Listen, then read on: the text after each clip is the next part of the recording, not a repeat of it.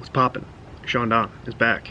How we doing? Long time no see. Back in Ohio for a few weeks now that my season is over. Expect a season recap video in the next couple weeks. That'll be coming. But what's the point of today's video? As you saw the title, it's pretty clear.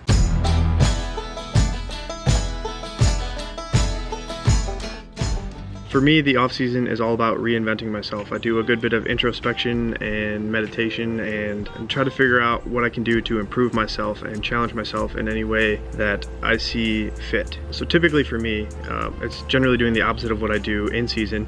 So that means doing higher rep lifting, more conditioning, dieting, stuff like that. It's all the kind of stuff that throwers typically hate to do. So I kind of force myself to do it in an effort to get better and kind of embrace the suck. Typically during an off season, I would jump like straight into a ketogenic diet and start cutting weight. But this year, I have a little something different planned, if you couldn't tell by the title below. I'm not eating food for 5 days. I am fasting for 120 hours. Before we get into the meat of the video, I wanted to just throw this little disclaimer out there for all you guys watching.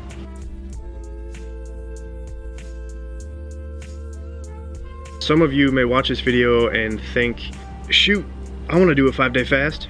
Just don't. Just please don't. This was a very carefully planned process for me. I've been planning it for about 2 months now. I've done a lot of research behind why I'm gonna do it and how to do it. And it's a much more detailed process than just saying, fuck it, I'm not gonna eat for 5 days. So please heed my warning. Don't just jump right into a fast of this length or really of any length before doing your research and understanding what it takes to accomplish something like this. Also, I am not a doctor, nor do I claim to give medical advice of any kind. Before trying a fast of this kind, or as with any drastic dietary changes, speak to your doctor beforehand. Moving on. So this fast is the start of a 9-week off-season cutting diet for me, in which I hope to get down to about 225 to 230 pounds. Like I said, the fast is not really about losing weight. It is more about the associated health benefits. What a good segue. So based on my research, the benefits of doing a prolonged water fast that I am most interested in personally are as follows. Number 1, hormesis. Number 2, ketogenesis.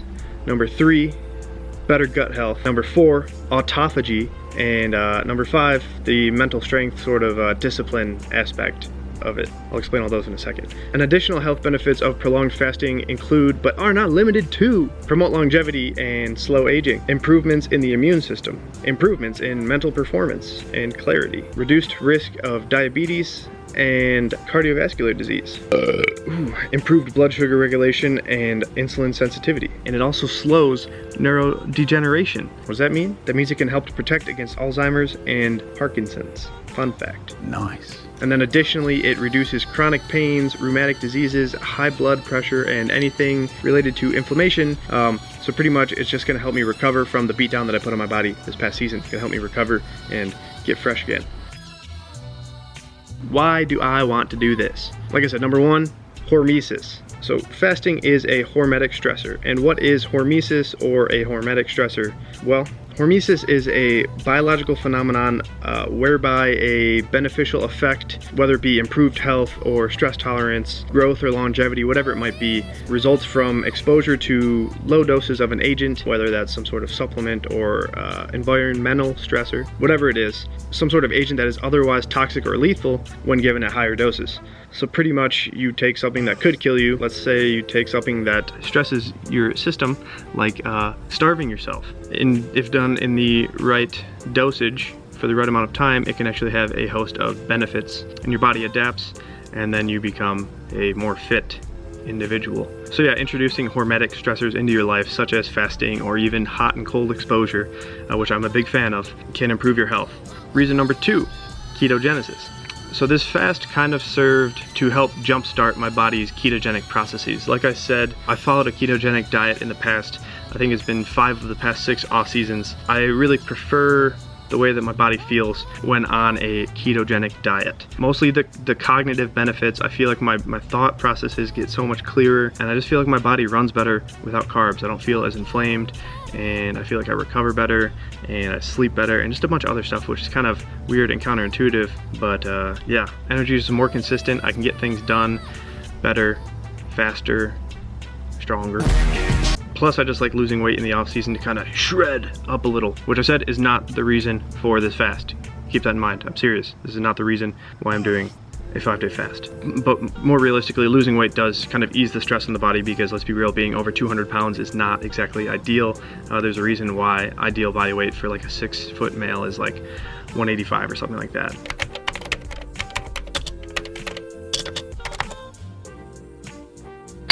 It does stress the body, so I think taking some weight off in the off season can help, like I said, recover and set you up better for the season following. Additionally, a ketogenic diet can help improve insulin sensitivity and blood glucose regulation, just like fasting can. Additionally, it can also kind of help you become more metabolically flexible or fat adapted, and I think that's useful in a world where people eating the standard American diet, they're so carbohydrate dependent. It improved my overall quality of life, even outside of athletics, if I was able to go more than a few hours without sort of getting hangry and getting those really strong hunger pangs that people get when they are so carbohydrate dependent. Reason number 3 for fasting: gut health. I honestly should make an entire video about the gut microbiome in the future, because from my research and everything that I've learned over the past week, in which I've done like 60 hours of research, thankfully to my ketogenic state and clarity of mind and all that stuff, the gut microbiome plays such a huge part in your life and quality of life and longevity of life and all that stuff. Fasting can kind of help kill off and remove all the bad, unhealthy gut bacteria that you have, aka called dysbiosis,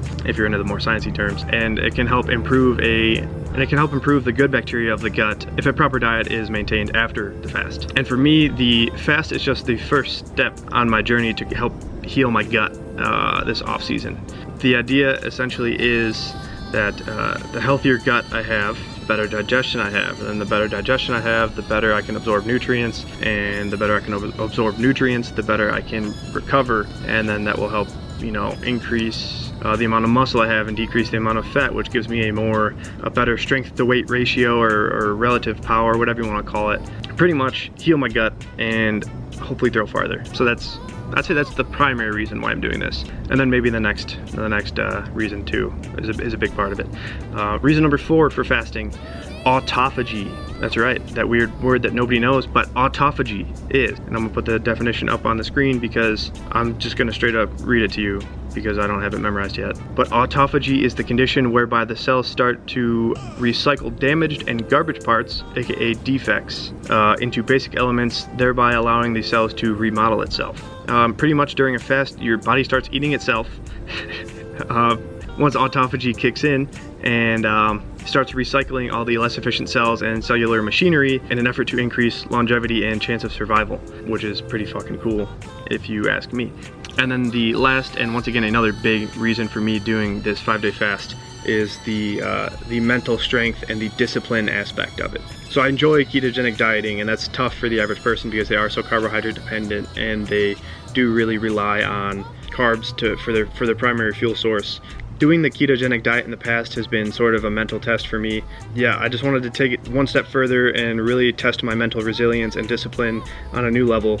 And I think that's what this fast is really gonna afford me. I'm at a stage in my life where I've been trying out a lot of things, pushing the boundaries of my body, seeing how far it can go and what it can handle. That's been pretty much my main hobby at the training center this past year. Like I said, the off season is a time for me to reinvent myself and become a better version of myself, both mentally and physically. Because let's be real, forcing yourself to not eat for 5 days is a huge mental task, I'd say. Especially in a world where whenever you're hungry, you can just stop by the nearest corner store and pick up a Snickers and a bottle of Gatorade, and boom, your hunger is solved. I don't think enough people have the mental strength to deal with a little bit of hunger. Learning that being hungry isn't going to kill you, I think, is a huge step into becoming a healthier version of yourself, a better version of yourself. And then from my philosophy background, my minor in philosophy at the good old University of Mount Union, the ancient Stoicism philosophy. The ancient Stoics, people who practice Stoicism, used hard life experiences like fasting to learn to deal with the ups and downs of life. Exposing yourself to more and more extreme challenges help you become more indifferent, or less reactive, if you will, to life's ups and downs. I think this leads to a more consistent, higher quality of life, and especially this sort of mental resilience, the practice of Stoicism is huge in the world of athletics, because let's be real, things can and will go wrong more times than not. So learning to just kind of be very level-headed in any sort of competition or practice or training, whatever it is going to pay off for literally the rest of your athletic career. So keep that in mind. So moving on. And for all the people out there who are saying, but Sean, you're gonna lose all your gains if you don't eat. Not exactly. Sure, I'm gonna lose some muscle, but like I said, based on the process of autophagy, the muscle that I will lose is theoretically going to be less efficient than the muscle that I'm going to keep. So I'm getting rid of all the old shitty stuff and making way for the new efficient muscle that I can hopefully build in the future. And we'll see. I won't know until maybe 3 months from now after I do a little bulking and some harder training if that's true or not, but it is what it is. Like I said, I'm gonna lose a little bit of muscle, but I'm not worried about it. And then on top of that, like being in a state of nutritional ketosis is muscle sparing in itself. So about day 3 of the fast, when I get into that ketogenic diet and ketones get above 1.5 to 2 millimolar, that's, like I said, is regarded as muscle sparing. So that'll help out a little bit, keep me from losing all of my muscle. And then lastly, like gaining muscle has never been my problem. I'm more of an endomorph, if you want to call it that, where gaining weight comes naturally to me. I eat the slightest excess of food and I'll gain a couple pounds like it's nothing.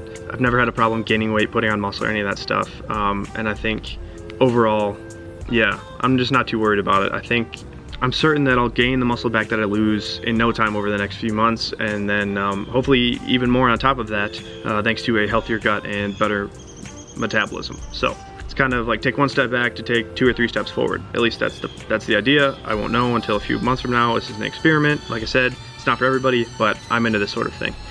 Whew. Moving on. How am I doing my fast? So Tuesday. Today is Monday, September 17th. Last Tuesday was my first full day at home after I came back from the Continental Cup. And so I took that day and ate whatever I wanted to kind of celebrate the end of my season. So technically the fast started after dinner on Thursday. I finished up eating at about 5:45, so I consider the start of the fast to be about 6 p.m. to get a nice round number. So 120 hours fasting. What did I do during the fast so I didn't die? Obviously, you're not gonna eat any food during a fast. That's kind of the point. When it came to drinking water, that's still allowed. Otherwise, you'd probably die in a matter of 48 to 72 hours. Who knows? Yeah, not good. If you're gonna fast at all, drink water. But that being said, drink water when you're thirsty. Like I wasn't aiming at drinking like 2 to 3 gallons a day to detox my body. I wasn't worried about that. I was just worried about drinking enough water to stay hydrated so I didn't die of dehydration, or on the other side, I didn't focus on drinking 2 to 3 gallons of water a day so I didn't die of water intoxication, which I mean sounds pretty crazy, right? But yeah, so I drank when I was thirsty. That was it. The body's innate intelligence is smarter than you think, honestly. So I just kind of listened to my body and drank when I was thirsty and when I felt the need to do so, which is kind of like right now because I've been doing so much talking. So I did include 2 to 3 grams of Himalayan sea salt mixed into the water to make sure that I did get adequate electrolytes and some minerals. Like I said, and this was to prevent water intoxication, which happens when you drink so much water that your heart doesn't work properly. So salt was just to make sure that I didn't die. Yeah, and as for training, I didn't do any hard training. My season just ended. I planned that on purpose. Well, the only thing I did was walk like 1 to 2 hours a day. I think the most I walked was like 2.5 hours a day because I inadvertently went on a hike with my family, and that's just to help my body get more accustomed to burning fat and getting in that fat burning state, becoming fat adapted, and then to also help my body produce ketones. Additionally, I thought that sort of low intensity walking was going to be good to help my body recover, get that blood flow going through the muscles and the joints and get things moving a little bit, rather than just sitting around all day like a turd, like most people do on the off season, getting fat and lazy and out of shape. I wanted to kind of keep the momentum going, but in a different way. So thanks for watching. That's the end of this video. Make sure you guys stay tuned for part 2 and part 3 of this series. Part 2 goes over my actual experience within the fast, and then part 3 goes over my results and interpretation. So thanks for watching. Make sure to like, subscribe, and share. Peace out.